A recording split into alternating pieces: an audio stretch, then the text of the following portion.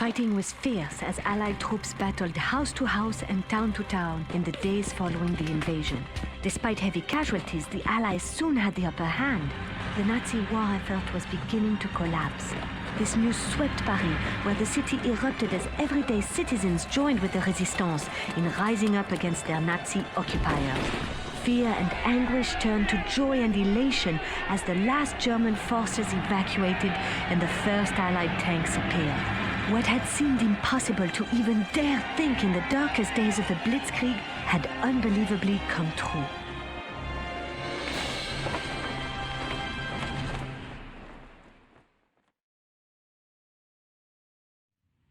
Yeah, you lose your name, your family will never know, you lose all your friends, you have nobody, and if you are arrested, we don't know you. And then all sorts of people started in the neighborhood asking about me, my family, everybody. I had security clearance. It was worth every minute of it, I think, and I hope that people realize how important the women were in the OSS effort. He got to talking, and he found out that I had been studying Japanese and that I was a newspaper woman. And he said, well, would you like to work for the government? And I said, well, yeah, but on one condition, that I want to go overseas, because that's where I think all the action is. And he said, I think I can guarantee that.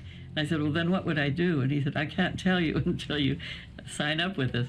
And then that's how I got in. I was curious, but I did want to see some action. That was what happened to me. There was a sizable number of Czechs and Slovaks working as labor for the Germans. So we hit them with a leaflet called inviting them to cross the lines. And for that, 600 guys that crossed the lines and deprived the German army of labor, I got my Bronze Star. I mean, London was not a walk in the park. We had the V1s, V2s from 40s, and a few Dorniers, Junkers, and I mean, there was the London docks were known as Buzz Bomb Alley, and it really wasn't fun. But I mean, we were all fatalists, and if your name's on it, so be it.